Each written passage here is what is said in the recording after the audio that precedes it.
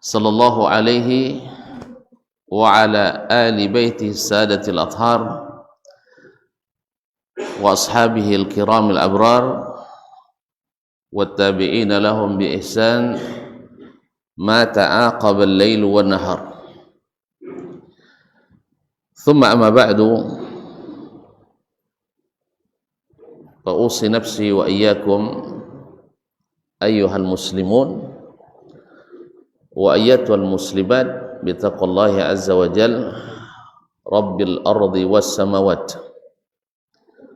فإنه قد فاز المتقون يا أيها الذين آمنوا اتقوا الله حق تقاته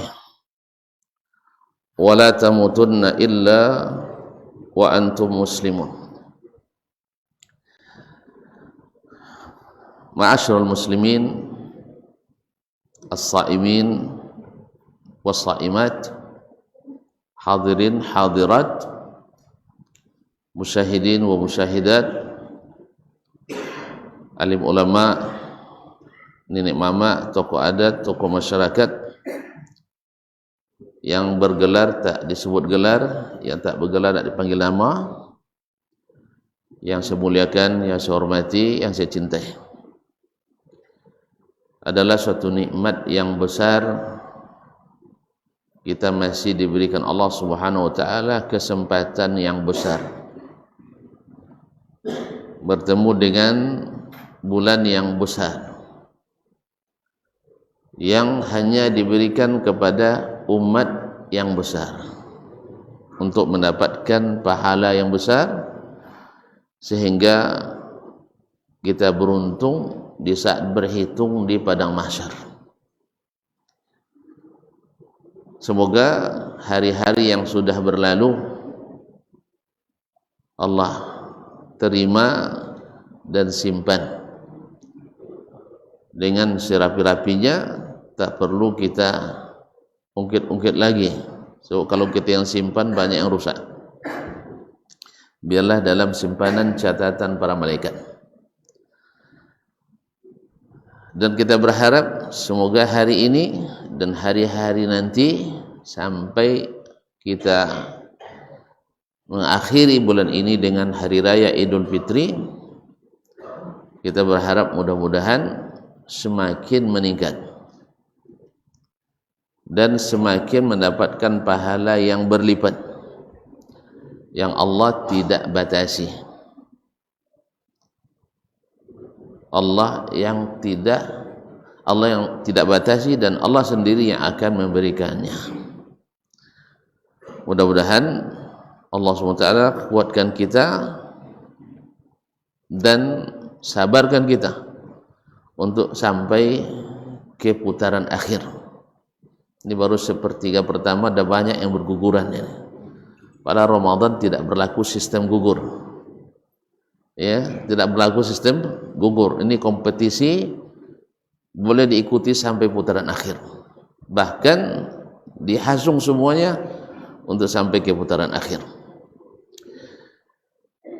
Bapak dan Ibu, kaum muslimin dan muslimat dirahmati Allah SWT, selawat dan salam kepada Nabi alaihi salatu wassalam. Mudah-mudahan hati ini sangat cinta dan menghormati, ta'zim dan memuliakannya dengan sebenar-benarnya,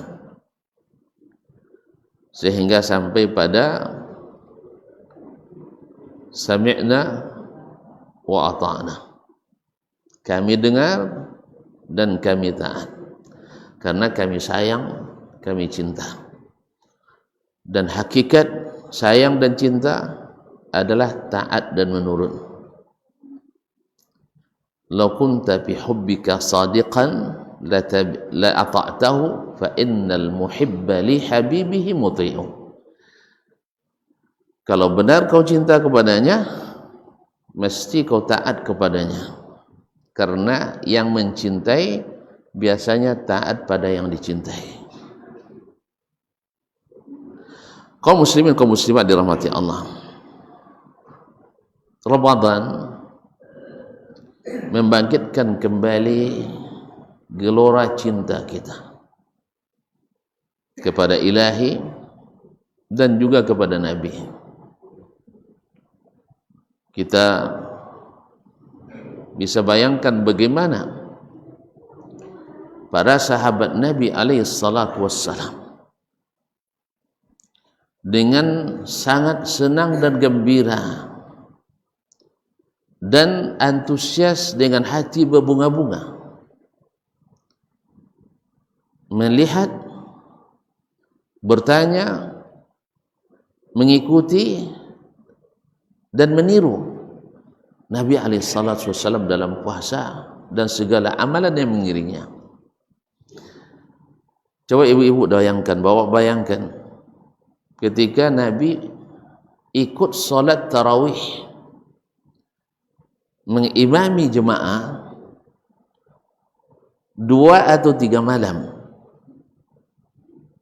Ketika mereka mendengar atau melihat Nabi, mereka sangat bersemangat dan antusias. Malam pertama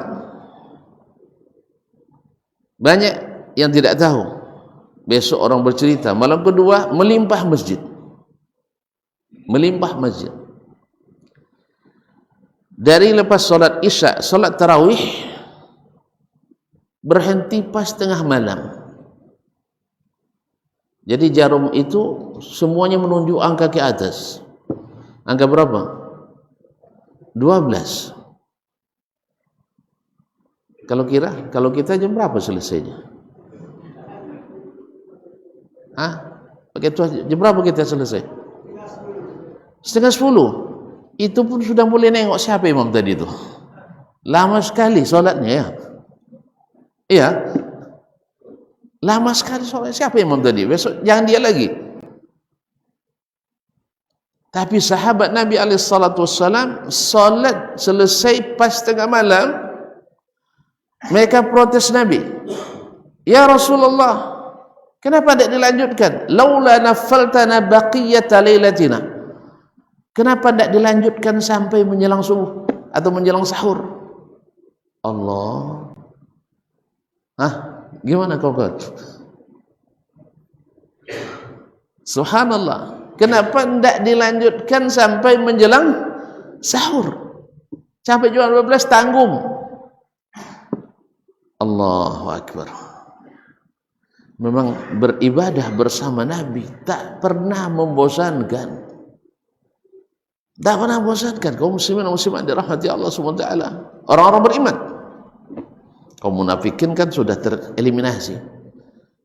Mereka hanya punya merek tetapi tidak laku. Mereknya sama dengan orang Islam, muslim, tapi hatinya tidak bersama. Merek ada, isinya tidak sama. Cuma dapat tempel, brandnya dapat bersama orang Islam, tetapi isinya tidak asli. Kaum muslimin, kaum muslimat dirahmati Allah SWT. Jadi mereka ingin tambah. Tapi Nabi SAW katakan, cukup man shalla ma'al imam hatta yansarif kutiba lahu qiyamul lailah. Siapa yang salat bersama imam sampai selesai, dituliskan baginya salat semalam suntuk. Jadi dari pertanyaan mereka, keantusiasme mereka, kita dapat untungnya. Walaupun salat sampai jam 9.30 tadi, mulainya berapa? 11:04. Mulainya 8:30. Alhamdulillah. Tidak ada santap rohani Ramadan ini kan. Baik. Salat kita 1 jam, tapi Allah tuliskan sama dengan salat sampai atau salat semalaman. Allah.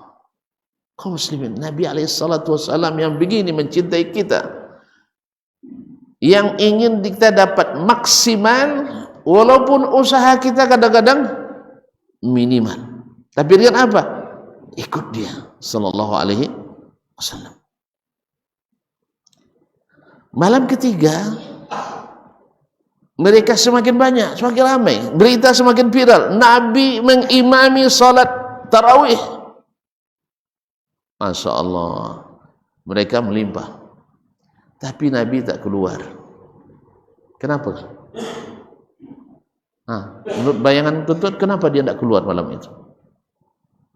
Kekenyangan berbukanya, atau lagi malas-malasan? Sampai sahabat mengira Nabi tertidur. Ada yang sampitin pintunya, dilempar pintu Nabi dengan kerikil-kerikil kecil. Kalau batu besar ya rusaklah pintunya. Dengan kerikil kecil untuk membangunkan Nabi, dikiranya tidur. Padahal Nabi kita tidak tidur sampai semalam. Tapi Nabi tak keluar. Esok paginya, kaum muslimin, kaum muslimat dirahmati Allah, selesai salat subuh, Nabi SAW, man lam yakhfa alayya min halatikumul bariha, tak satu pun yang kalian lakukan malam tadi kecuali saya tahu. Yang sampitin pintu saya dengan batu saya tahu. Kalian menunggu-nunggu semuanya saya tahu. Tapi kenapa engkau tak keluar ya Rasulullah? Ya Habibi, ya Rasulullah, kenapa engkau tak keluar? Kami menunggu, kami ingin salat bersamamu. Nabi SAW, inni khasyitu an tufrada alaikum wala tutiqun. Saya khawatir kalau saya teruskan salat bersama kalian, dan saya saking asyiknya salat sampai terlupa, mungkin saya salat sampai hampir karena dalam riwayat kan mereka salat bersama Nabi salah satu malamnya sampai menjelang sahur, hatta kitna yafutuna al-khair, sampai hampir-hampir tak sempat sahur. Kalau tadi tengah malam dia minta tambah kan, sekarang bisa tambah lagi menjelang sahur? Enggak. Jadi Nabi SAW katakan, khasyitu an tufrada alaikum wala tutiqun. Saya khawatir nanti kalian diwajibkan kepada kalian, sekarang tidak sanggup. Bi abi huwa wa ummi. Nabi ingin memilihkan untuk kita yang mudah. Sebab kalau nanti semangat lalu Allah tunjuk, Allah wajibkan, maka kita tak sanggup. Apalagi kalau sampai menjelang sahur. Ya menjelang sahur, sepertiga malam pertama saja sampai jam 11. Saya yakin nanti jemaah tinggal 11. Kalau sampai jam 3, masalah jemaah tinggal 3. Dan insyaallah tarawih di malam ketiga selesai. La haula wala quwwata illa billah. Karena Nabi SAW seperti kata Bunda Aisyah radhiyallahu anha, ma khuyyira baina amrayni illa ikhtara aisarahuma. Dia tak disuruh memilih antara dua perkara agama ini kecuali yang dipilih yang termudah. Itulah baginda Nabi SAW, harisun alaikum. Dia itu tidak suka sesuatu yang menyulitkan kalian. Harisun alaikum bil mu'minina raufur rahim, pengasih dan penyayang pada orang-orang beriman. Ma'asyiral kiram dirahmati Allah SWT, dia tidak suka yang memberatkan kita. Oleh sebab itu maka perlu kita untuk mengetahui seperti apa Nabi di bulan puasa ini. Sebab petunjuknya adalah petunjuk yang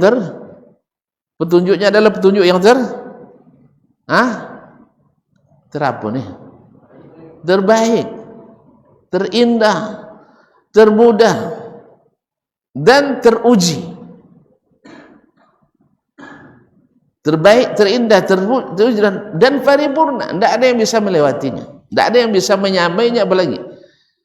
Maka kaum muslimin dan muslimat dirahmati Allah SWT, datang Ramadan, itulah sebabnya kenapa as-salaf, kaum generasi pertama, berdoa 6 bulan, ya Allah sampaikan kami bulan Ramadan, karena mereka menikmati indahnya bulan itu dan memahami berapa besarnya pahala yang Allah berikan. Bukankah dalam hadis qudsi disebutkan, kullu amal ibni Adam lahu, seluruh amalan anak Adam itu untuknya. Al-hasanatu bi asyri amsalihah, satu kebaikan dilipat gandakan 10 kali lipat. Berapa persen? Saya selalu suka sebut persen, karena kita kalau berniaga terus bilang berapa untung Pak, berapa persen, kayak gitu ya. Iya nak Bang, investasi di sini keuntungan 2%. Oh Bang, di sana lebih bagus Bang, 2,02%, pindah situ, sah? Iya nak? Hah? Di sini janjikan 2%, di sebelah janjikan 2,02%, pindah investasi, sah? Sama ibu-ibu beli cabai, berapa sekilo di sini?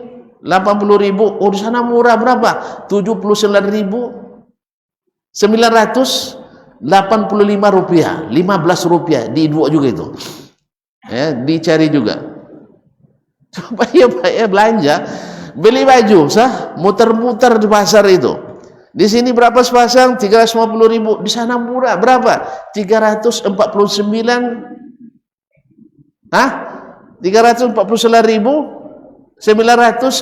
rupiah, 50 rupiah, dianggap menguntungkan.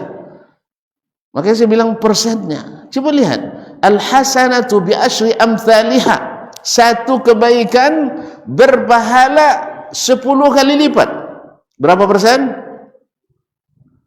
10 kali lipat. 100 kali 10, 1000%. Ada orang kasih upah kita 1000% dinaikkan? Sebaik-baik majikan kita pasti dikasih gaji kita 3 juta. Ini bulan puasa ini rupanya dipotong sejak kemarin, itu dikasih 300.000. Berapa persen? 10%. Itu luar biasa tuh, ngomong kemana-mana, majikan saya luar biasa, Ramadan ini dikasih THR berapa sih? 10% dari gaji, nah dan sebagainya. Jadi kita kemana-mana. Tapi Allah minimal 1000%. Sampai berapa? Ila 700 dhi'fin, sampai 700 kali lipat. 700 kali lipat berapa? Berapa persen? Itu jarang hitung duit banyak-banyak nampaknya. 700 kali lipat kali 100, 700 kali 100. 70.000%. Makanya berdagang dengan Allah itu tak pernah orang rugi sedikit pun. Tapi berdagang dengan manusia selalu rugi. Berdagang dengan Allah selalu dilipat gandakan untungan kita. Ma'asyir kiram, berhenti di situ? La, Allah wasi'un alim. Wallahu yudha'ifu liman yasha, wallahu wasi'un alim. Ada lebih lagi, ada. Apa dia bilang? Illa saumah, kecuali puasa. Kecuali puasa. Gimana puasa itu ya Rabbana, wahai Tuhan kami, gimana puasa? Fa innahu li, Allah nisbatkan itu untuk dirinya, padahal Allah tak butuh sedikit pun pada ibadah kita. Tetapi karena ibadah ini istimewa, Allah nisbatkan kepadanya. Sama dengan masjid itu disebut Baitullah. Allah perlu rumah?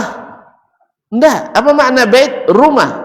Tapi nisbatkan untuk memuliakan bahwa ini rumah Allah. Enggak boleh kita melakukan di dalamnya kecuali dia tuan rumahnya di sini, bukan kita. Kita hanya perpanjangan tangan sebagai pengurus, harus mengurus rumah Allah sesuai yang diinginkan Allah Subhanahu wa taala. Kita para pembantu di sini. Walhamdulillah. Oleh sebab itu, orang-orang yang mengurus rumah Allah lalu tidak mengetahui apa yang Allah inginkan di rumah-rumahnya, orang tersebut telah berkhianat kepada Allah Subhanahu wa taala. Namanya rumah Allah untuk memuliakannya. Untuk memuliakannya. Masjid Ka'bah, rumah Allah disebut Baitullah, adalah untuk memuliakan dan menta'zim. Nah, sekarang puasa lillah, milik Allah, bukan Allah butuh pada puasa kita. Innallaha ghaniyyun ayyu'azziba ayyu'adziba ummak aw aqtak. Ketika ada seorang ibu bernazar nak pergi haji atau umrah tapi tak naik kendaraan. Apa kata Nabi alaihi salatu wassalam? Suruh dia pergi haji atau umrah tapi naik kendaraan. Sebab Allah Allahu ghaniyun ayyu'adzib. Allah tak butuh orang menyiksa diri untuk taat kepadanya. Jadi taat kepada Allah bukan dengan menyiksa diri, dah. Taat kepada Allah dengan mengikuti apa yang Allah inginkan. Maka nazarnya disempurnakan, tetapi tetap naik kendaraan. Ada lagi yang bernazar ingin puasa di musim panas sambil berjemur, tak bercakap dan tak duduk, berdiri. Gimana itu? Menurut kita kan bagus kan? Masya Allah, hebat, bisa tahan panas, bisa tahan tak duduk, tak bercakap pula. Awak nafsu bercakap tu tak tahan kan? Nak bercakap. Tapi kata Nabi sallallahu alaihi wasallam, murhu, suruh dia liyutimma saumahu, sempurnakan puasanya, wal yajlis wal yastadil, suruh duduk, suruh berlindung, wal yatakallam, dan suruh bicara. Dah, Allah tak butuh menyiksa kita. Ma'asyarul kiram dirahmati Allah. Kembali kepada Nabi alaihissalam. Jadi kita sebenarnya rindu andainya Nabi kita hari ini hadir bersama kita. Ada yang bisa menghadirkan Nabi? Tolong. Katanya ada yang bisa menghadirkan Nabi? Tolong. Ini kami banyak berselisih paham dalam masalah puasa. Iya kan? Banyak umat Islam hari ini coraknya dalam menghadapi, mendirikan qiyam, siam Ramadan. Sahih? Banyak tak kita? Umat Islam hari ini banyak tak kerenanya dalam berpuasa ni? Banyak tak? Tak ngaku tuan-tuan nampaknya. Banyak tak? Banyak. Dari satu masjid ke masjid lain banyak beza-bezanya. Padahal Nabi kita sama, agama kita sama, Quran kita sama, hadis yang kita pelajari juga sama. Kok produknya bisa beda? Nasallallahu alaihi wasallam. Ma'asyarul kiram dirahmati Allah SWT. Jadi saya ingin dalam muhadarah yang singkat ini sampai terbit saja matahari. Habis terbit lanjut lagi. Tak ada jawaban ni pasti. Kalau pas sonta perahani panjang, ingat cendol dan pecahan. Kalau sekarang apa lagi diingat? Balik nanti tidur kita. Saya, baik, kaum muslimin. Pertama, Nabi alaihissalam. Mungkin sebelum ini juga sudah sampaikan. Menjelang Ramadan saja, beliau sudah penuh dengan persiapan. Tapi bukan perhelatan. Beda dengan kita, menjelang Ramadan banyak perhelatan, tapi minim persiapan. Itu bedanya. Kenapa Nabi menikmati puasa, kita merasa disakiti oleh puasa. Bila dah selesai ni puasa ni, kan itu masih lama. Sebab kita yang agama tu di bahasa kita adalah berpesta, buat acara. Harus sebelum puasa ini acara, setelah puasa nanti lagi ada acara. Oh kan kita syukuran Ustaz. Subhanallah, Sayyidus Syakirin, yang paling bersyukur Sayyidus Syakirin. Menjelang Ramadan ada perhelatan? Tidak. Setelah Ramadan ada perhelatan? Tidak. Kecuali Idul Fitri, yang harus dibesarkan dengan sebesar-besarnya, yang harus ditinggikan dengan setinggi-tingginya. Ini kadang perhelatan Idul Fitri lewat tak bagi rencana, tapi perhelatan pasca Idul Fitri itu yang paling direncanakan. Sahih? Sahih? Serius ini tuan-tuan? Sahih pun tak? Mana yang lebih baik, banyak honor khatib Idul Fitri atau honor acara titik. Serius ini? Kaum muslimin muslimat. Iya, mana lebih banyak kawannya, makanannya, acara Idul Fitri atau acara titik. Subhanallah. Kita mengartikan syukur itu harus berhelat, kan begitu? Kalau tidak berhelat berarti tidak bersyukur. Kemudian di alasan silaturahim, memang sayyidul wasilina lirrahim, Nabi adalah yang paling menyambung silaturahim, sah? Bahkan sebelum jadi Nabi, ketika dihadapkan di depan Heraklius pada utusan orang Quraisy di Baitul Maqdis, waktu itu Kaisar Romawi berkuasa di Baitul Maqdis, lalu dihadapkan, apa sifatnya Muhammad SAW? Di antara sifatnya adalah saling menyambung silaturahim. Apakah beliau mengharuskan kalau silaturahim mesti dengan ini dan itu perhelatan? Juga tidak. Tapi jangan salah paham pula, bukan saya melarang berhelat, tidak. Menikah nanti tidak boleh berhelat, nikah harus berhelat nanti. Atau nanti ada wisuda tidak boleh berhelat, bukan itu maksud saya. Tapi membuat hal-hal yang tak dibuat berkaitan dengan agama. Karena kita menghentikan selalu syukuran itu mesti pesta, sehingga kadang-kadang lupa yang kita buat di pesta itu membuat kita bukan syukuran tapi kufuran pada Allah Subhanahu Wa Taala. Tidak jarang orang syukuran bawa artis, sah? Kadang pakai sawer pula. Hah? Apa syukuran tu, Pak? Syukuran namanya. Menjelang Ramadan juga bawa artis untuk membersihkan diri. Apanya yang bersih? Garang-garang dengan acara itu sampai tarawih malam pertama tidak ikut. Ampun, ikut ada capek sejak kemarin persiapkan acara.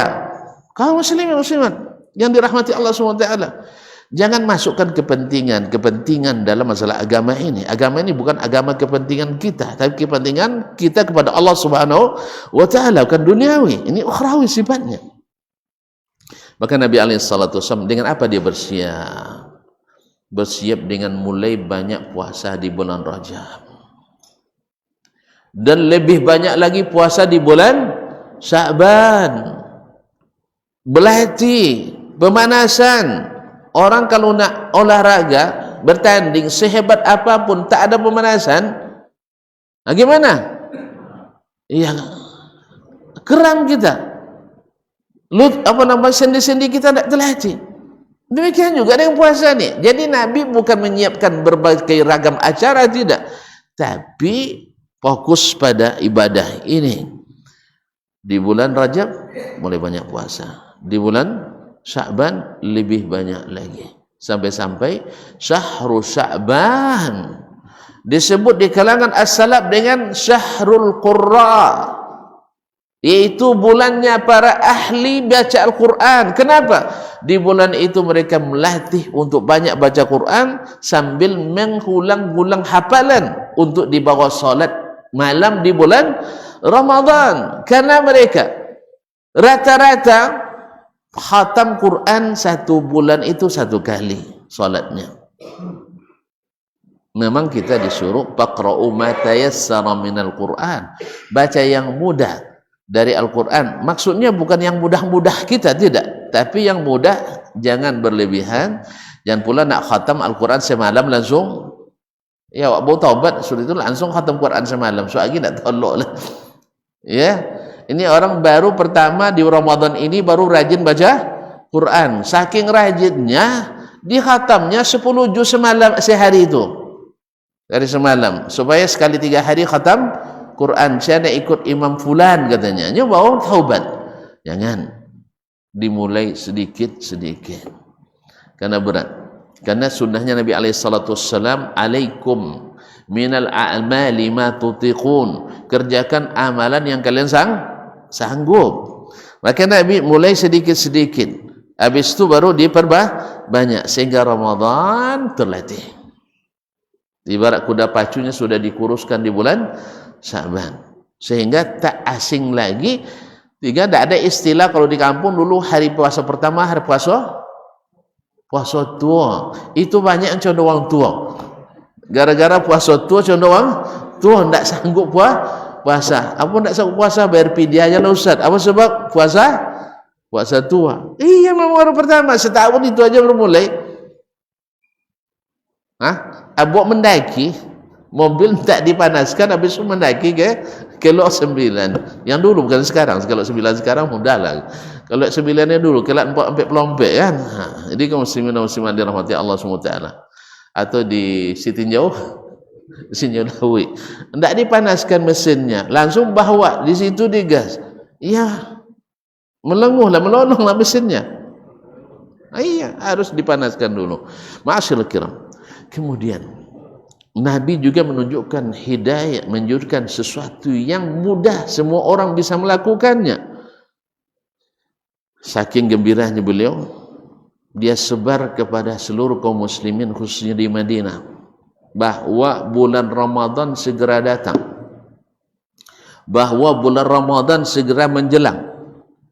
Maka bersiap-siaplah kalian di penghujung bulan Sya'ban untuk melihat-lihat hilal, sehingga menjadi sunnah pula yang melakukannya berpahala dan menghidupkan syiar, yaitu dengan menanti-nanti datangnya bulan. Tuan-tuan, orang yang menanti-nanti sesuatu yang sangat diharap tapi tak jelas kapan sampainya, semangat enggak? Semangat enggak? Enggak semangat? Hah? Berarti enggak cinta. Mana yang lebih, apa namanya, mungkin enggak paham maksud saya. Sesuatu itu dia pasti datang dan bawa-bawaan besar, tapi tidak tentu entah hari ini atau besok datangnya. Beda enggak dengan orang yang sudah tahu datangnya, tanggal sekian datangnya. Mana yang lebih sering menanti, yang sudah tahu atau yang belum? Yang belum. Dapat paham maksudnya? Alhamdulillah. Itulah yang terjadi dulu ketika Nabi hijrah ke Madinah sallallahu alaihi wasallam. Dulu kan tidak ada alat komunikasi.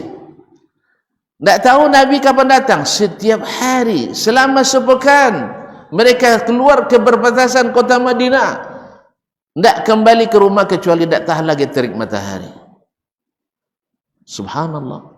Sampai pada hari datangnya Nabi SAW, ya, Nabi SAW, mereka baru saja pulang karena panas matahari. Tiba-tiba ada orang Yahudi sambil mencemooh, tuh datuk kalian dah datang katanya. Datuk kalian dah datang. Mereka sangat gerah dengan kedatangan Nabi SAW. Tuh datuk kalian dah datang. Akhirnya sahabat tidak peduli dengan cemooh Yahudi itu. Yang penting Nabi datang. Mereka kembali menyambut Nabi SAW dengan sukacita.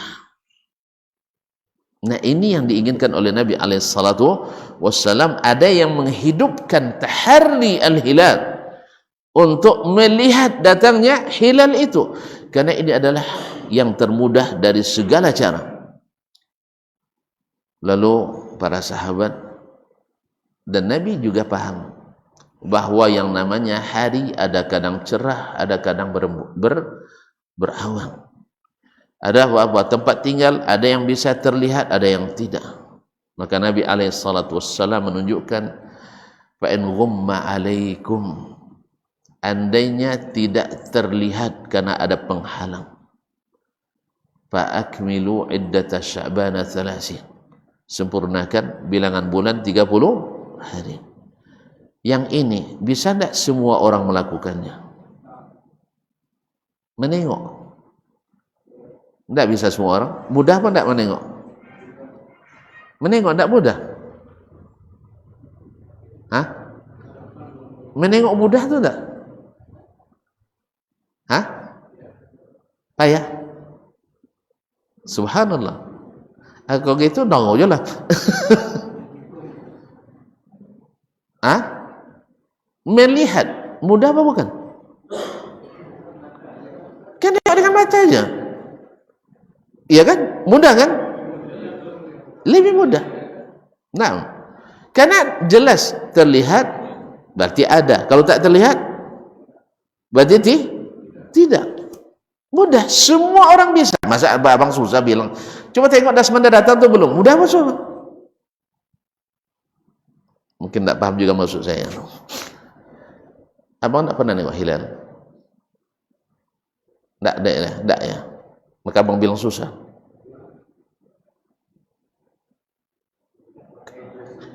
Bang, kita nunggu kapal nih. Pernah tengok kapal tak? Indomail Pernah nengok? Tapi abang tak tahu cirinya mana kapal itu.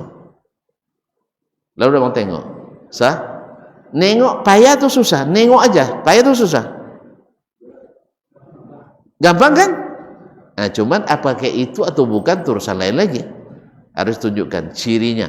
Bulan itu bila dia terlihat sebelum terbenam matahari, berarti terlihat sebelum matahari terbenam, dia duluan terbenam, berarti nah itulah masalah, tidak pernah nengok. Kalau kapal tadi, kalau modelnya apa, model apa namanya, sampannya begini, perahunya begini, itu normal. Kalau yang lain ini, kalau tunjukkan begitu, paham tak? Ada paham kan? Cuma tunjukkan itu. Kalau terbenamnya sebelum matahari terbenam, berarti itu makanya tidak pernah. Dia dianggap susah ya. Nah, sama kalau tonton belum kenal dasman, disuruh tengok Ustaz dasman dah sampai belum? Yang mananya? Padahal sudah depan hidungnya kan? Karena dia tidak tahu. Padahal asalnya kan mudah kan? Tapi kalau tunjukkan cirinya Ustaz dasman itu orangnya kurus, rambutnya lurus, ya dulu. Dulu, sekarang gemuk. Dulu beratnya hanya 49, sekarang tinggal balik aja. Allah musta'an. Ini gara-gara menikah nih bang, gara-gara menikah nih. Sebelum nikah saya kurus 27 tahun kurus, sekarang seolah sampai 27 tahun pula gemuk. Nanti selepas ini mungkin akan balik normal lagi. Nah, karena banyak yang bilang, Ustaz kurangilah makan katanya. Saya bilang siap, tapi dengan catatan kurangi pekerjaan. Iya kan? Lalu tolong batalkan kajian saya untuk bulan ini, saya tidak kesini lagi besok. Oh, tidak bisa dosanya. Macam mana pula awak ke apa namanya, misalnya ke Pasir Pengarayat, selesai kajian jam 10, nanti sampai di rumah jam 2 atau jam 1, sah? Itu tidak makan kita malam tu, tidak mungkin. Berarti saya batalkan, besok tidak sini lagi, sehingga saya lepas isya bisa langsung tidur dan tak makan malam. Kan masalah makan malam tadi kan, gitu itu. Nah, kaum muslimin dan muslimat dirahmati Allah. Jadi bila bulan itu terlihat sebelum terbenam matahari, berarti bulan sebelumnya. Di sini kita ru'ya di bulan Sya'ban, terlihat bulan sebelum terbenam matahari dan dia terbenam lebih dulu, maka ini namanya bulan Sya'ban, akhir bulan Sya'ban. Tapi bila terlihatnya setelah terbenam matahari, terlihat dia di atas ufuk, ini namanya bulan Ramadan. Mudah enggak? Mudah kan? Ya. Apalagi sekarang dengan alat teleskop, lebih mudah lagi. Cuman kalau abang tak pandai pakai teleskop, sama juga. Kan gitu. Nanti diajarkan lagi. Kan gitu kan, sama jam tangan kalau tak pandai makainya, nyetelnya ayolah jam 12 siang mau Ustaz, padahal masih jam itu sama, dipelajari sikit aja masalahnya, selesai. Jadi kaum muslimin dan muslimat rahmati Allah, Nabi tunjukkan dua cara yang membuat kita di akhir-akhir Sya'ban menghidupkan sunnah taharril hilal, sehingga kita berharap-harap cemas, dan harap-harap cemas itu bernilai di sisi Allah Subhanahu wa taala, ada pahalanya. Kaum muslimin dan muslimat. Jadi tidak boleh ini dimatikan oleh kita. Kaum muslimin, kaum muslimat dan Allah. Kemudian setelah terlihat hilal, berjalan selama Nabi masih hidup 9 kali Ramadan. 9 kali Ramadan. Karena puasa diwajibkan di di tahun kedua Hijriah.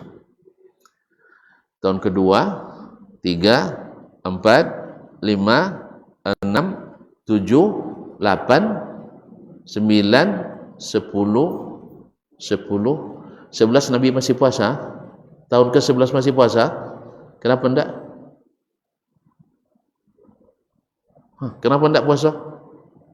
Sudah uzur? Ke-11 sudah wafat. Beliau wafat Rabiul Awal tanggal 12 hari Senin tahun ke-11 Hijriah. Berarti berapa tahun Nabi puasa? 9 tahun atau 9 kali. Dan selama itulah beliau melakukan apa yang kita sebutkan tadi.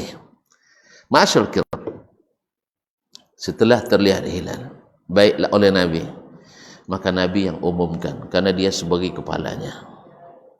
Lalu ada sahabat yang lihat, seperti dalam hadis Ibnu Umar, fataharraina hilal faraaituhu, lalu saya melihatnya, fa akhbartu Nabiy sallallahu alaihi wasallam, lalu saya sampaikan ke Nabi alaihi salatu wassalam. Lalu Nabi bertanya, tentu diinvestigasi, diklarifikasi, seperti apa kamu lihat, sebelum atau setelah, seperti apa terlihat.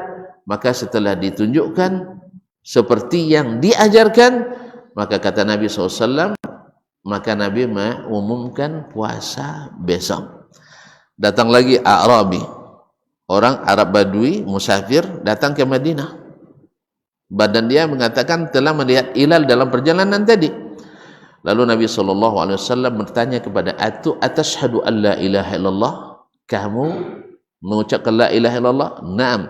Atashhadu anni Rasulullah, kamu menyaksikan saya Rasulullah? Iya, berarti dia beriman. Maka Nabi SAW menanyakan, seperti apa kamu lihat? Dia tunjukkan seperti yang diajarkan. Maka Nabi SAW memerintahkan puasa besok. Ma'asyil kiram, setelah masuk, Nabi berikan berita gembira sejak malam pertama lagi, supaya masyarakat termotivasi dan bersemangat. Atakum syahrun mubarak, datang kepada kalian bulan yang penuh berkah. Kalau dengar bulan penuh berkah, mereka paham bahwa kebaikannya melimpah. Tadi sudah kita jelaskan dalam hadis sebelumnya. Lalu Nabi tambahkan lagi bahwasanya pada malam-malam semuanya, walillahi utaqa'u minan nar, Allah memerdekakan hamba-hambanya dari neraka. Tuan-tuan, biar paham makna daripada memerdekakan hamba dari neraka itu. Dalam hadis Imam Bukhari dan Muslim disebutkan, ya Adam, labbaika wa sa'daika ya Allah. Hai Adam. Adam dipanggil ini. Saya tadi panggilanmu ya Allah. Ini di hari kiamat. Akhriju ba'than nar, keluarkan utusan-utusan ke neraka. Maksudnya orang akan dimasukkan ke neraka. Adam heran, man ba'thun nar ya Rabbi, siapa ba'thun nar? Khus min kulli alfin tis'ami'atin wa tis'atan wa tis'in, ambil dari setiap 1999 masuk neraka. Dengar itu para sahabat, gemetar dia dengarnya. Siapa yang satu dari 1000 itu ya Allah, ya Rasulullah? Satu dari 1000 itu siapa? Dan tuan tahu tak, kalau neraka itu, orang neraka itu cari orang paling nikmat di dunia ini, paling berkuasa di dunia, paling kaya di dunia ini, paling cantik di dunia ini, paling bahagia di dunia ini. Lalu di akhirat celupkan satu celupan ke dalam neraka, lewat aja neraka, ditanya, pernah tak merasa nikmat hidup? Tak pernah. Hilang tu nikmat semua. Itu neraka. Yang paling ringan azabnya di neraka itu, diletakkan bara api di empu jari kakinya, menggelegak otaknya. Nah sekarang di Ramadan Allah merdekakan kita di situ, dan itu bukan satu-satu, enggak. Kalau satu iyalah, ini enggak, banyak. Utaqa wa dzalika fi kulli lailah, dan itu setiap malam. Makanya semangat mereka. Sebab kalau sudah berhasil bebas dari neraka, berbahagialah. Tapi kalau belum pasti, kita tak bisa.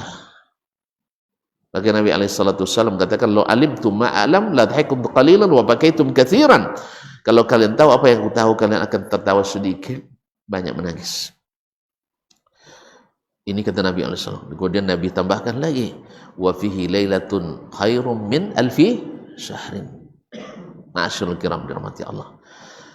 Lalu Nabi mengajarkan kita bagaimana sahur dilambatkan, supaya apa? Satu, tidak tidur setelah sahur, karena itu rusak.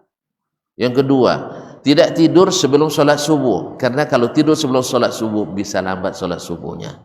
Yang ketiga, bahwa sesungguhnya menyambung sahur dengan salat subuh akan membuat kita selalu berkesinambungan dalam beribadah. Ma'asyiral kiram, ini Nabi SAW tunjukkan kita terbaik.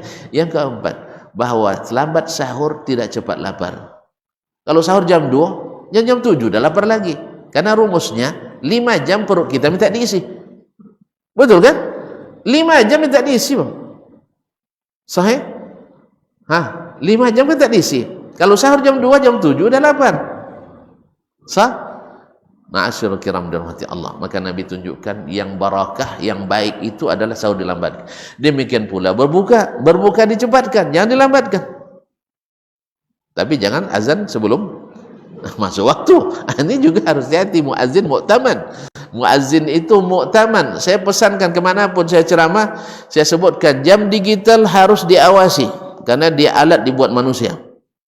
Sah? Tapi kalau matahari bukan urusan kita, karena Allah yang menerbitkan dan menjalankannya. Makanya patokannya terbit matahari, terbit fajar, mulai dan terbenam matahari. Cuman karena kita tidak bisa melihat sekarang, maka kita berdasarkan jam, apalagi sekarang sudah ada jam satelit. Kalau HP kita semuanya sama jamnya, sah? Tapi kalau jam ini berbeda-beda antara masjid dengan masjid yang lain. Kalau sudah sama dengan jam HP berarti akur, walhamdulillah. Oh, ternyata ada lewat kita, kaum muslimin dan muslimat. Kemudian Nabi mengajarkan amalan-amalan utama di Ramadan ini, jangan sibuk dengan yang lain. Apa amalan yang tak boleh lalaikan? 1, salat. Karena salat pangkal segala kebaikan. Dan salatlah seperti yang diajarkan. Yang kedua, puasa itu sendiri, karena Ramadan ini untuk berpuasa. Yang ketiga, qiyam Ramadan, menghidupkan malam-malam bulan Ramadan. Yang keempat, Al-Quran, karena Ramadan adalah syahrul Quran. Minimal selama Ramadan harus berazam 1 kali khatam, minimal. Dan kalau bisa 1 kali 3 hari. Jadi kalau tidak juga minimal 1 kali 40 hari.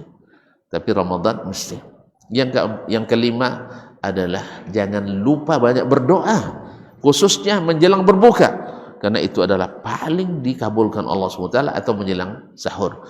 Yang keenam, jangan lupa banyak bersedekah, karena Nabi SAW banyak sekali bersedekah di bulan Ramadan. Nabi tidak tunjukkan harus banyak, tidak, tetapi lebih banyak tentu lebih baik, tapi lebih ikhlas lebih hebat. Lebih ikhlas lebih hebat. Walaupun hanya secangkir air, kita di masjid, orang nak berbuka, hidangkan air aqua gelas, bawa dari rumah, atau titip di masjid sama orang, dan sebagainya. Atau kalau berbuka di rumah, ya berikan juga kepada yang di samping. Kalau masak banyakkan kuahnya, tapi yang kuah aja kasih isi sekali. Nah, nanti kuah cendolnya, mana cendolnya? Kan kunci tinggal kuah saja, mana kuah? Nah, kasihlah dikit. Nah, maksud kebanyakan kuahnya itu maknanya adalah artinya kasih yang sebelah. Dan yang sebelah pun nak kasih itu biasa. Tahadau tahabbu, berganti hadiahlah, kalian akan saling mencintai. Orang kasih lalu kita kasih, itu sudah disyariatkan. Man atakum bima'rufin fakafi'u. Ya, kalau orang buat baik sama kita, maka berikan balasan. Ya, walaupun tidak saat itu, tapi mungkin besok. Tinggal aja dulu rantangnya, Kak, ya. Ya, nanti saya antar. Apa sih ngantar? Dia antar kemarin. Misalnya cendol, kita kasih harga 50 rantang cendol. Kira-kira marah enggak dia? Misalnya dia kasih kemarin cendol harganya 5.000. Sah?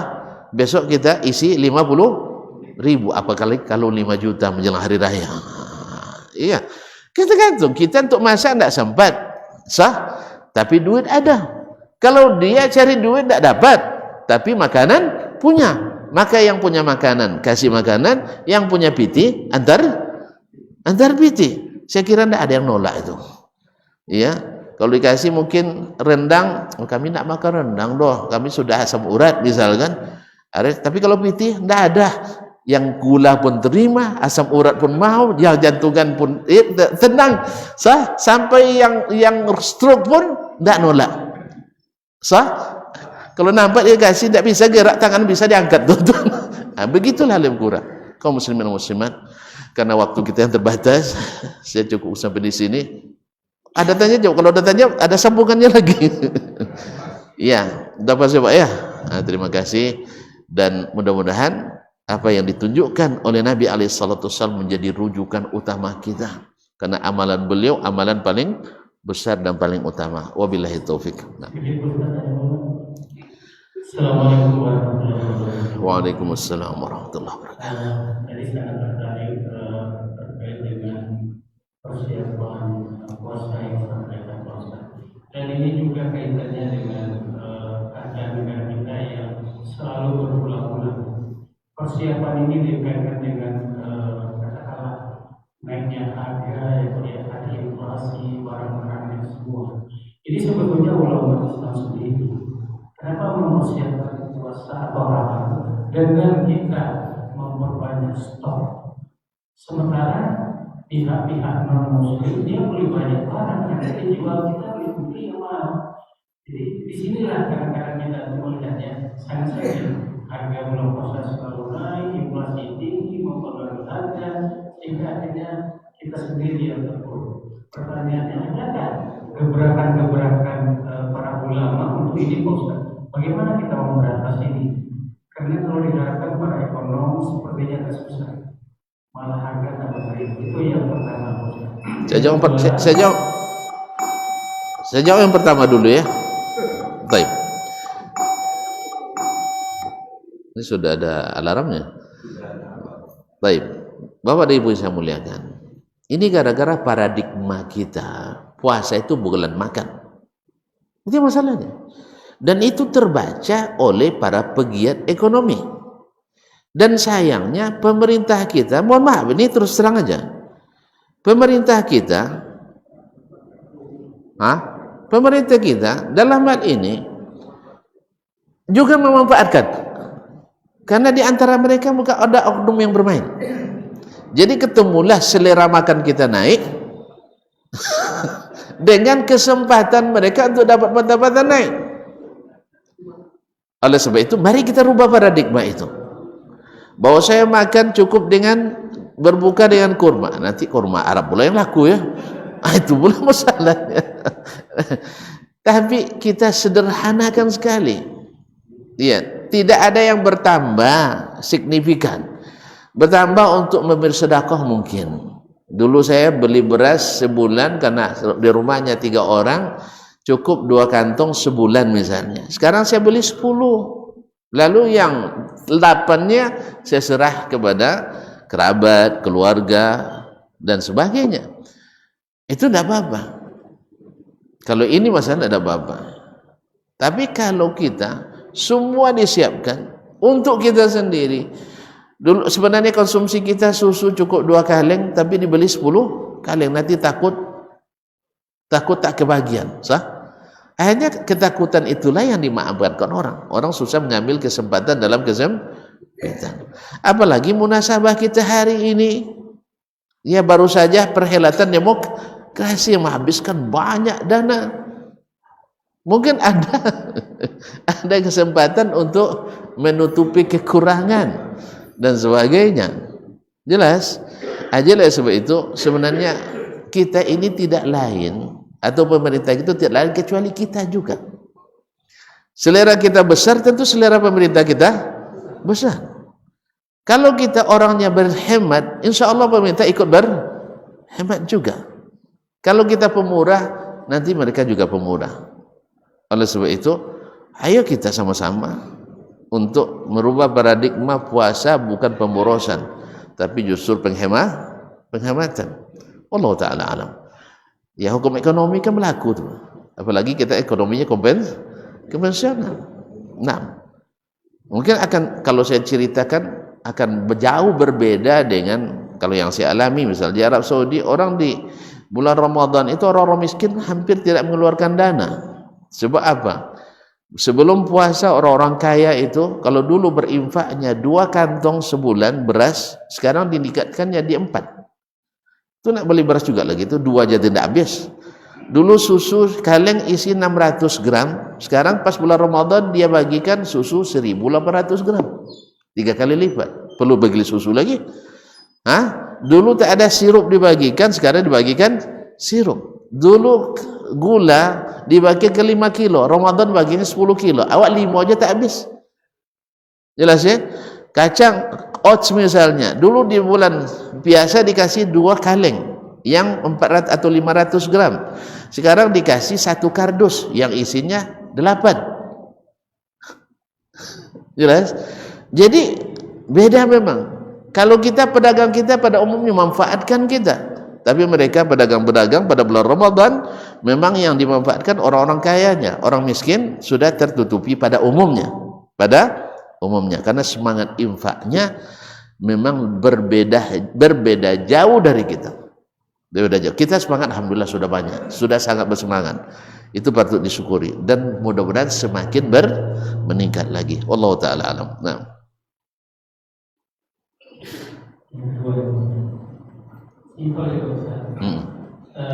Jadi beberapa ceramah dikatakan bahwa turunnya Al-Quran terkadang ada sedikit perbedaan pendapat Ustaz ya.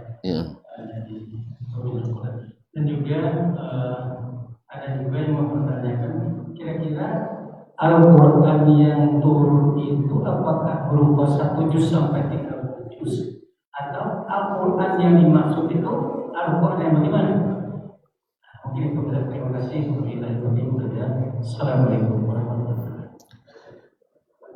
Sebenarnya yang penting bagi kita adalah mengimani Al-Quran turun dari Allah kepada Nabi, Nabi sampaikan ke kita untuk diimani dan diamalkan. Bagaimana prosesnya? Ini biarlah ruang lingkup di antara para ulama saja. Tapi kalau nak tahu juga, Nabi sudah jelaskan, Al-Quran sudah jelaskan bahwa Al-Quran turun pada tanggal 17 Ramadan. Kemudian dalam Al-Quran disebutkan turun di malam Lailatul Qadar. Inna anzalnahu fi Lailatul Qadar. Nah, Lailatul Qadar ma'ruf di antara kita di 10 malam terakhir, di malam-malam ganjil.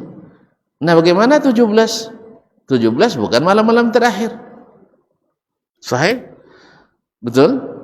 Dan itu Al-Quran semuanya. Inna anzalnahu fi lailatin mubarakah. Malam mubarakah itu adalah malam Lailatul Qadar. Oleh sebab itu maka berikhtiarlah para ulama memahami itu dari berbagai macam dalil, sehingga mereka katakan turunnya malam Lailatul Qadar itu dari Al-Lauhil Mahfuz, dari Al-Lauh Al-Mahfuz di langit ke-7. Setelah itu kemana? Ke Baitul Ma'mur di langit pertama, dan itu dijaga semuanya.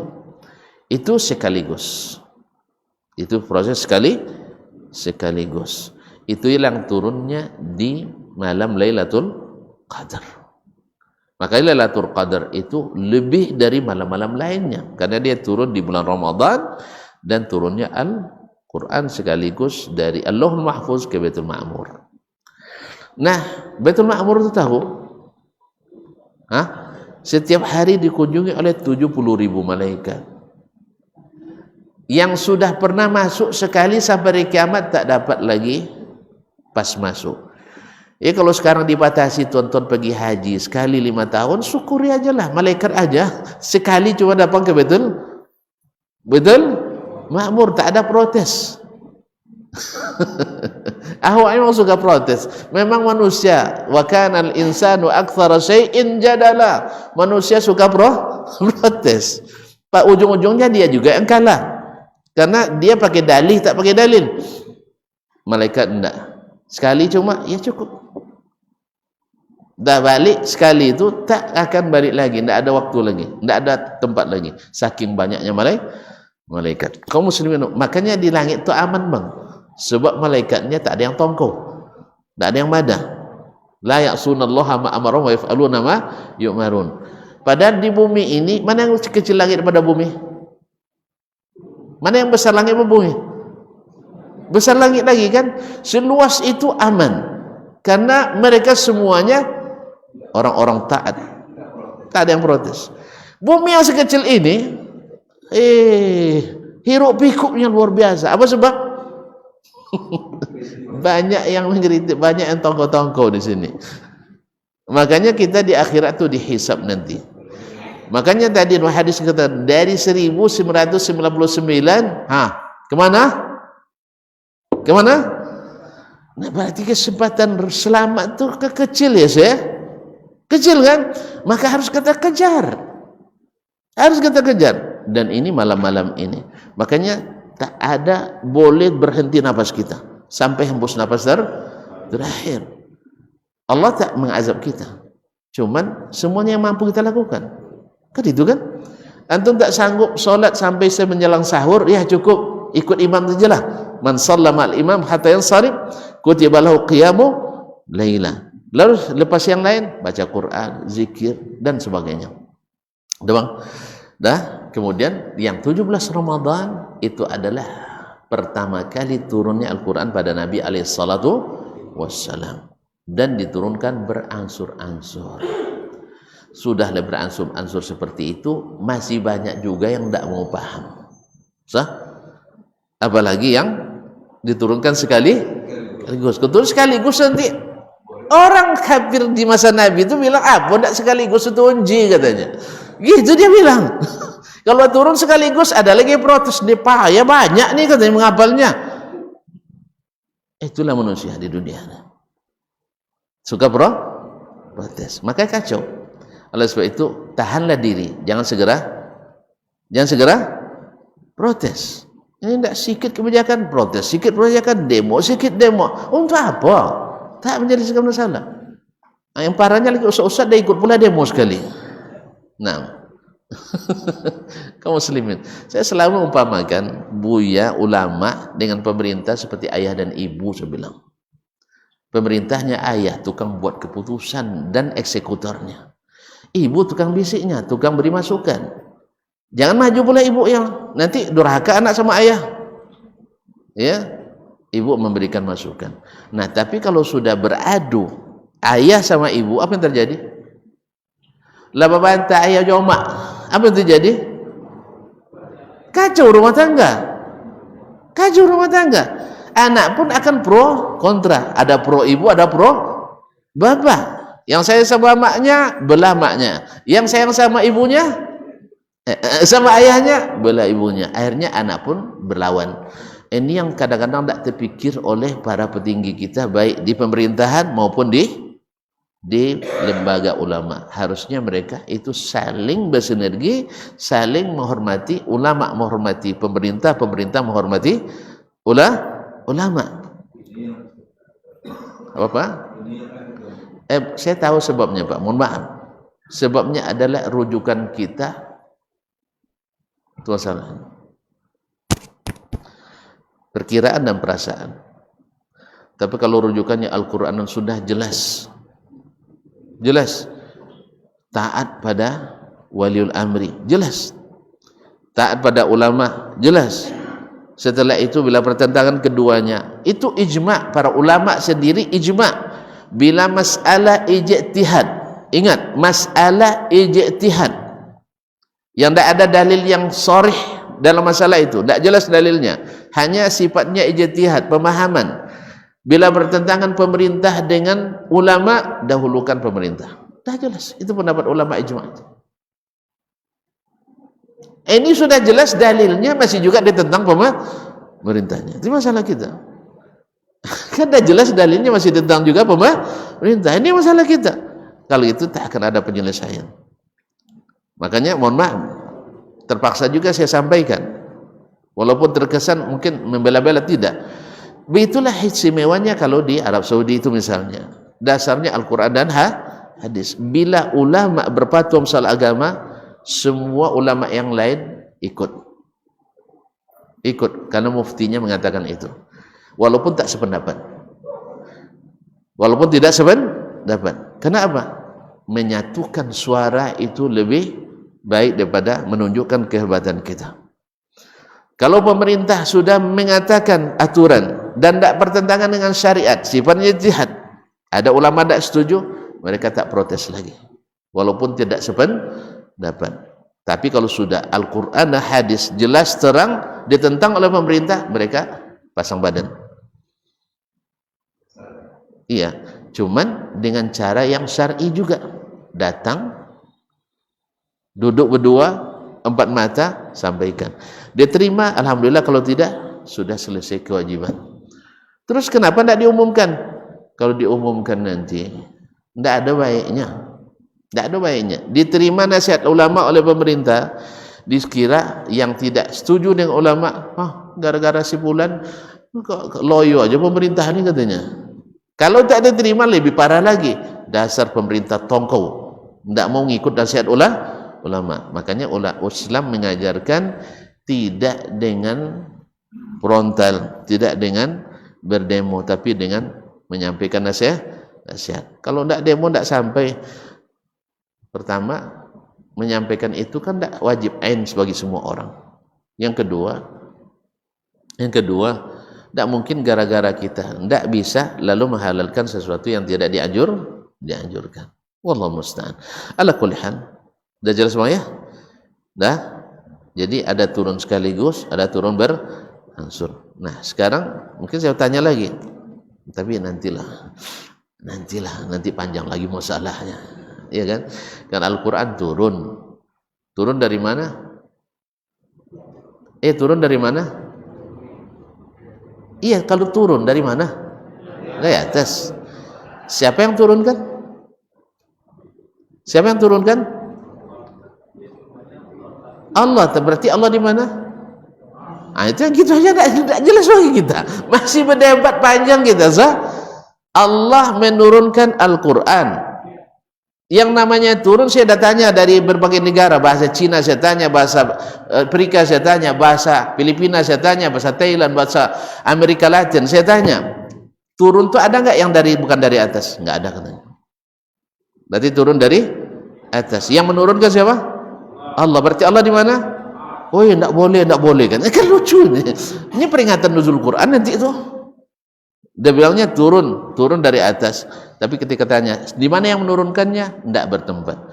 Lebih percaya hadis palsu daripada hadis yang Al-Quran yang sahih. Allah musta'an. Gara-gara suka mendebat. Allah musta'an. Nah, kan sudah bilang tadi nanti aja, sekarang bingung menjadinya. Iya, kita aja kok bingung. Yang jelas saya jadi bingung. Apa sebab? Karena di dalam sana ada sesuatu. Ya, subuhat Allah mewujud bila makannya lebih dominan. Padahal Allah mewujud bila makan palsu dari Ali bin Abi Thalib, tidak bersanad. Ini Al-Quran hadis mutawatir dalam masalah ini, tapi susah diyakini. Apa sebab? Subuhat lebih dulu masuk. Allah musta'an. Dah, gara-gara abang bertanya tuh. Wallahu ta'ala alam. Kita tutup ya, ketua. Wallahu dikit jawabannya yang panjang. Woi, dah mancing pula saya rupanya.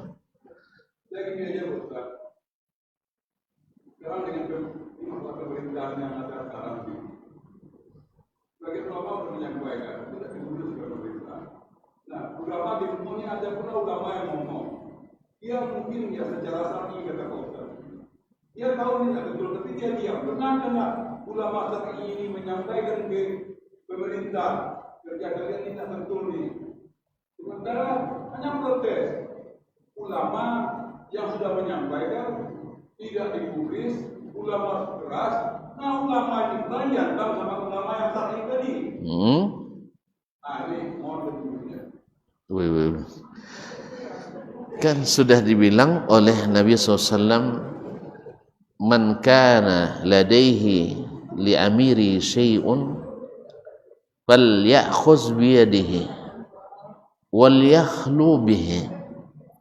Bila seseorang ingin menyampaikan sesuatu kepada pemimpinnya, maka hendaklah dia pegang tangannya lalu berdua dengannya, lalu dia sampaikan. Sampai di situ udah jelas ya? Sebentar. Enggak, sebentar, saya belum Pemimpin tadi menyampaikan. Pak, tolong dengarkan saya dulu. Kan saya Bapak sampai selesai kan? Astrologi saya selesai dulu. Nanti jangan-jangan jawabannya di situ. Kan saya jawab sampai sini udah jelas sudah? Dah, saya belum titik nih, masih koma. Lalu fa in qabila minhu, kalau dia terima, fadzak, itu yang dituju. Wa illam yaqbal minhu, kata Nabi, kalau dia tak terima, faqad adda ma alaihi. Kalau tak diterima, sudah cukup kewajibannya. Bukankah Nabi sendiri diutus menyampaikan dakwah ini bukan untuk memaksa orang masuk Islam? Sah? Tapi hanya menyampaikan. Kenapa kita pula nak paksa pemimpin kita menerima nasihat kita? Nabi saja tak punya hak paksa, Pak. Allah sendiri juga tidak memaksa. La ikraha fiddin. Dan petunjuk jelas, kalau dia terima, itu yang kita tuju bersama. Kalau tidak, nah. Jelas? Sampai di sini jelas? Masih koma. Kalau tak diterima, ya kita harus sabar. Sampai Nabi yang bilang begitu. Sabar. Ditanya sahabat, sampai kapan sabarnya? Sampai kalian bertemu dengan saya di tepi telaga. Kapan itu? Sampai hari kiamat sabarnya. Sampai hari kiamat. Kecuali kita tidak taat sama Nabi SAW. Kecuali kita tak taat sama Nabi. Lalu Bapak bilang, ada ulama yang berani mengingkari terang-terangan.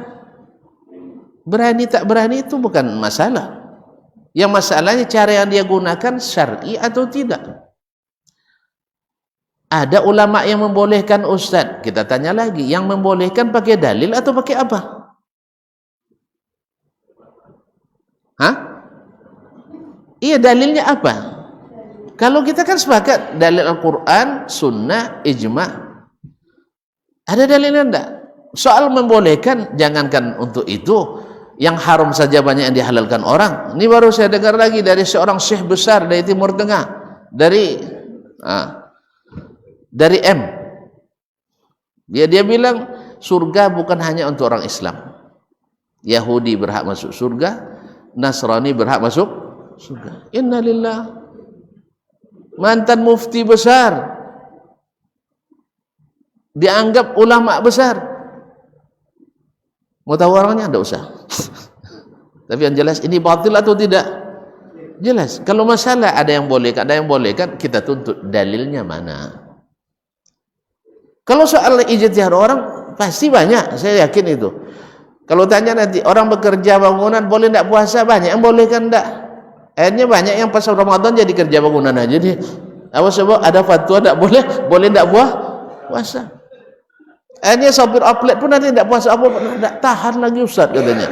Jadi sopir pada awal sering jadi sopirnya. Saya kalau selama kuliah masih musim puasa, musim haji, ya sering membantu jemaah ya. Kadang-kadang dikasih 10 rial tidak mau saya, tapi kalau 10.000 rial mau. Nah, cuman tidak ada yang kasih 10.000, hanya kasih 10 rial, tidak usah. Ya, jelas ya, antara orang di bulan puasa, musim haji, seharian saya nyetir biasa, misalnya ya. Ya. Jadi kalau yang memfatwakan banyak, mohon maaf ya Pak ya, yang memfatwakan itu ada. Nah sekarang kita itu kalau sudah terlanjur meyakini sesuatu, apalagi orang yang punya keilmuan dan punya sertifikasi keagamaan, lalu ada yang menyalahkan, pasti tak suka. Sah? Pasti tak suka kita. Makanya sebelum kita mengeluarkannya fatwa, kita harus pastikan dalilnya benar. Setelah itu siap untuk dipreteli fatwa kita. Misalnya saya sekarang Pak, kalau misalnya ada yang nak menyalahkan, saya siap. Tapi harus meyakinkan saya dengan dalil juga. Bukan dengan pendapat. Karena pendapat tidak terhitung banyaknya. Kalau pendapat tidak terhitung banyaknya. Cuman pendapat tidak semuanya benar. Apa dalilnya? Kalau ada dalilnya, ahlan wa sahlan. Silakan Pak. Ada yang mau disampaikan? Atau sudah terjawab oleh saya? Silakan. Yang saya maksud ada ulama yang terang-terangan dia itu menjadi pemerintah mungkin sudah disampaikan secara lagi mungkin Ya. mungkin secara yang putar frontal. Nah, saya yang sedih sedangkan ulama di negara kita ini sudah diaturan bukan suka. Nah, yang ngomong tadi seperti Pak Ustadz tadi kita sampaikan secara sahih. Pak Ustadz pun juga ngomong tadi, ini maaf ini saya. Ya, silakan. Ngomong tadi ada juga Ustadz yang bego kata Ustadz. Nah, Ustadz yang seperti Pak Ustadz tadi ya, ini maaf saya ngomongnya. Pernah enggak? Ya, memegang pemimpin disampaikan secara baik-baik. Pernah enggak? Kok hanya bilang ngomong Pak Ustadz mau demo untuk nggak sampaikan secara sahih. Pernah enggak Ustadz menyampaikan secara sahih kepada pemimpin kita? Ini saya menengok ulama di negara kita ini itu dari apa namanya dari yang segala macam. Terima kasih. Saya paham maksud Bapak. Yang teman saya tidak paham. Yang dimaksud saya sendiri atau yang lain? Baik. Kalau Bapak mau saya, silakan ke Islamic Center Kampar, cari rekaman khutbah saya di depan Pak Presiden. Silakan. Nah, iya. Mungkin kalau dengarkan lagi sekarang, mungkin dicari saya sama Pak Presiden barangkali. Karena saya diberi kesempatan untuk khutbah Jumat depan beliau. Mohon maaf, ketika akan khutbah, saya ditelepon oleh protokoler. Mana konsepnya Pak Ustadz? Mohon maaf, saya kalau pakai konsep tidak lancar khutbah saya. Saya bilang seperti itu. Cuman saya bertanggung jawab setiap huruf yang saya ucapkan. Tanggung jawab setiap huruf yang saya sampaikan. Dan saya juga akan rekam, Bapak silakan rekam, transkrip nanti. Oh, tidak bisa Ustaz. Kalau tidak bisa, cari khatib yang lain. Kan harus, kenapa harus saya juga? Saya tidak merasa tersanjung juga harus khutbah. Ngeri-ngeri sedap juga khutbah depan Presiden itu ya. Ada Panglima TNI-nya di situ, ada Kapolri-nya di situ, ada Menteri ini dan itu, koordinator Menko banyak semua, iya kan? Awak depan bupati aja ada agak gemetaran juga, apalagi depan Presiden. Makanya saya tidak siap. Kalau harus pakai konsep, saya tak siap. Abego sedang khutbah, pas kipas angin kan, tercampak pula kertas kita. Tidak nyambung khutbahnya. Jadi mohon Pak. Silakan dirujuk nanti Pak. Kalau masih ada disimpan orang tuh. Ya, soalnya saya udah lama juga tidak di situ. Kalau tidak, mungkin tanya, masih ada rekamannya Mas? Nah, masih ada katanya. Yang kedua Pak, kita pertama harus berbaik sangka kepada para ulama kita. Tidak disampaikannya kepada kita bahwa sudah menasihati pemerintah.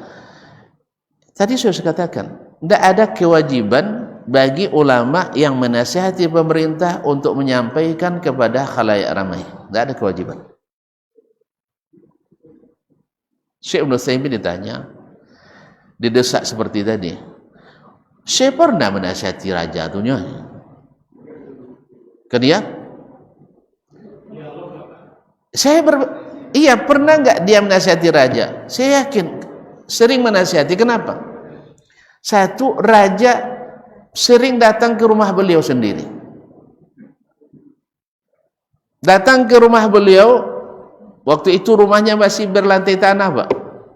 Rahimahullah rahmatan wasi'ah. Lalu raja menengok itu prihatin, karena beliau tinggal di istana megah kan.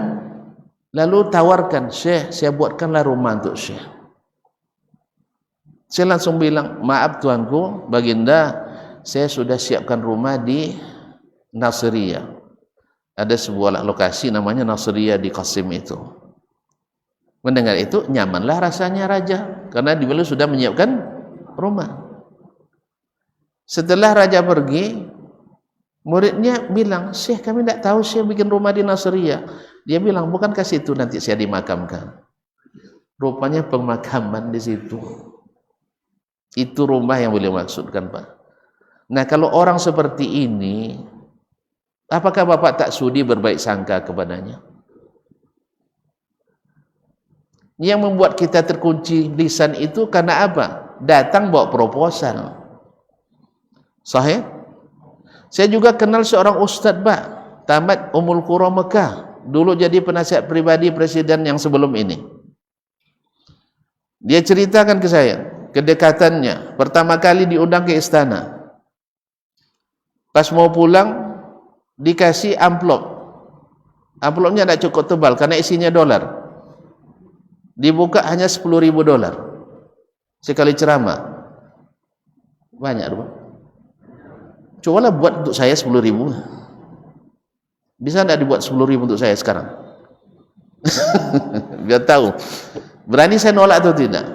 Dia bilang, Pak, ini baru saja dilantik, disuruh ke istana untuk berikan nasihat.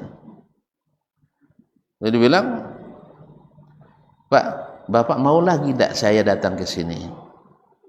Oh iyalah Ustaz, harus. Kalau gitu tolong jangan pakai ini, tolong jangan pakai ini. Tapi kan Ustaz ini gini nggak ke pekerjaan. Pak, saya masih bisa hidup baik sebelum bertemu Bapak maupun setelah bertemu Bapak. Jelas ya? Hah? Yang seperti ini bisa tidak menasihati? Bisa. Saking dekatnya Pak, mohon maaf ya, saking dekatnya dengan beliau waktu itu, Pak Presiden lebih dulu tahu kelahiran anaknya dari beliau sendiri. Yang bagian intelijen paham nih, yang intel paham nih. Waktu Pak Presiden nelpon, beliau sedang dengan saya di Madinah, di hotel Golden Ansar Palace. Habis sholat tarawih kami datang telepon, mohon maaf Pak Ustaz, dari Pak Presiden, silakan. Dijawab, selamat Ustaz, anaknya sudah lahir. Ustaz belum dapat berita dari orang rumahnya.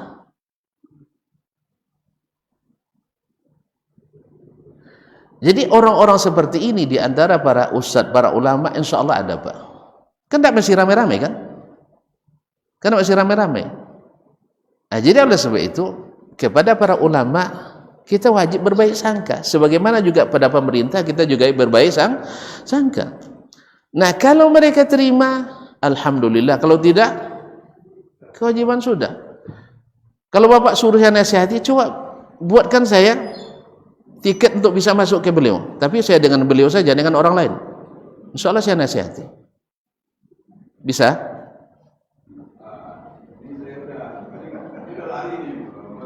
Enggak, saya tidak lari. Justru nak mendekat ini.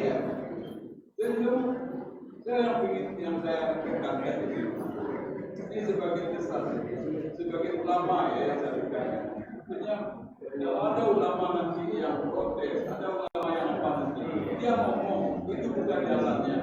Itu terjadi. Yang saya apa?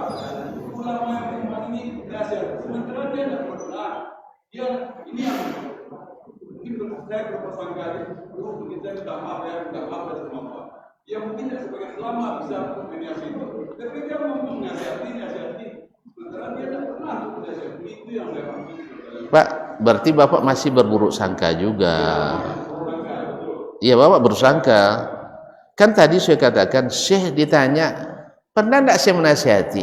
Saya bilang, apakah saya ketika menasihati pemimpin, wajib saya laporkan ke kalian? Kalau wajib saya laporkan, 2 martabat. Apa misalnya sekarang? Apa pelanggaran laku pemerintah? Misalnya, lalu saya nasihati. Setelah saya nasihati, saya konferensi pers. Saya tadi baru ketemu Bapak Presiden Republik Indonesia. Saya sampaikan ini.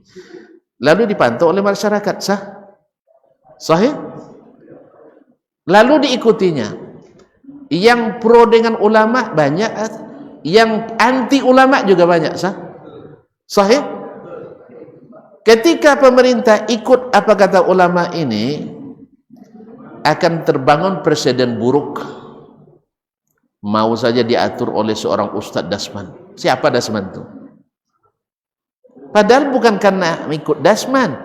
Dia masuk logika yang disampaikan, ilmu yang disampaikan, masuk. Maka dia ikuti. Kalau tidak, jemaah Dasman juga banyak. Sah? Dan yang berafiliasi dengan Dasman juga banyak, kawan-kawannya yang sepaham pula. Itu soraunya. Kalau bahasa sorau, tahu susah. Ya, kalau bahasa kita ya lakunya pemerintah nih katanya. Akhirnya timbul lagi caci maki yang tidak baik. Jelas Pak? Nah, adapun kata Bapak tadi, kenapa ada ustaz lain pula menyalahkan ulama yang memprotes ini dan itu secara terang-terangan? Kita tanyakan ke dia punya dalil tidak untuk menyalahkan? Iya. Karena seperti kata Imam Syafi'i, hadis sudah saya sebutkan tadi, seperti kata Imam Syafi'i rahimahullah, Imam Syafi'i katakan, man nasahani ma fi wah apa nama man nasahani fi ma baini wa bainahu faqad nasahani. Orang yang menasihati saya empat mata itu yang menasihati. Wa man nasahani amamal mala faqad fadhahani.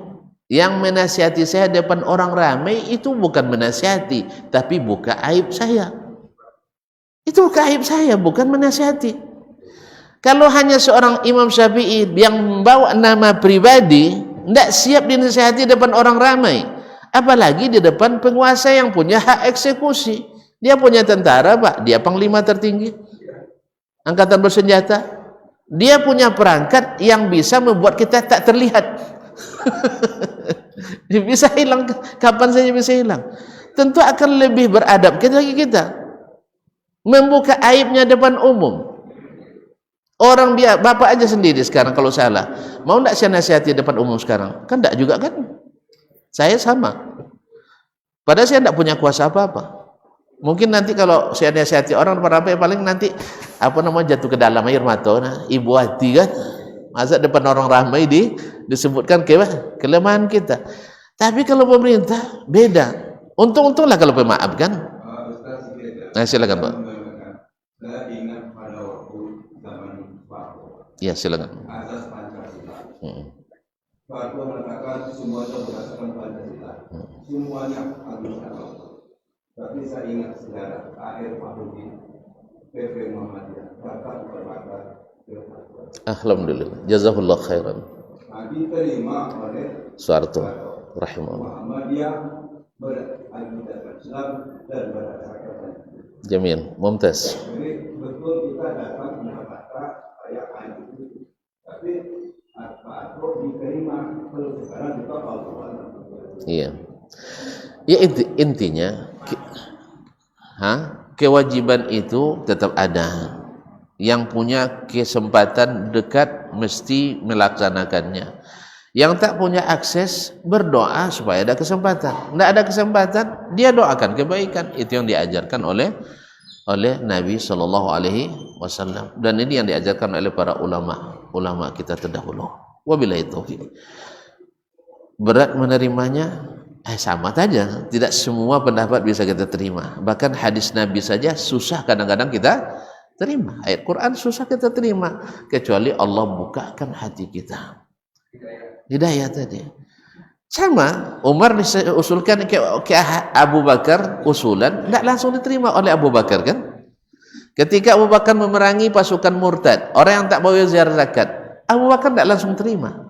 Tapi karena Umar punya akses dekat, selalu dicobanya untuk meyakinkan, akhirnya yakin. Kalau saya punya kesempatan itu, insya Allah. Tapi saya tak akan laporkan Bang. Ya kalau sempat saya ngaji lagi di sini nanti, lebar nasihati Presiden Potong Ustaz, saya tak akan sampaikan. Apa sebab? Tidak pas. Sudah sudah rahasia, tiba-tiba dibuka rahasia lagi. Terima kasih. Mohon maaf. Wabillahi taufiq wal hidayah. Wassalamualaikum warahmatullahi wabarakatuh.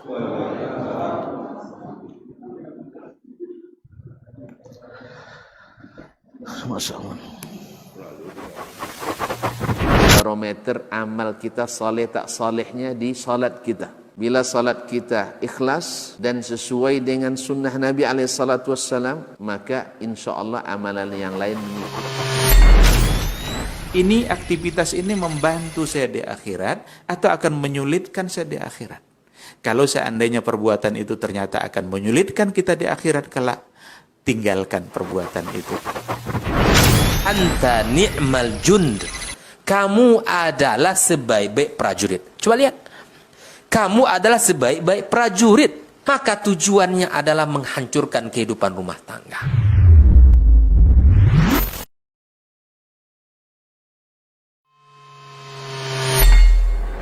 Di para sahabat itu, kaum muslimin, yang terbayang bagi mereka itu adalah infak, yang terbayang bagi mereka adalah sebuah kebahagiaan, keselamatan di akhirat yang kekal dan abadi di sisi Allah tabaraka wa taala.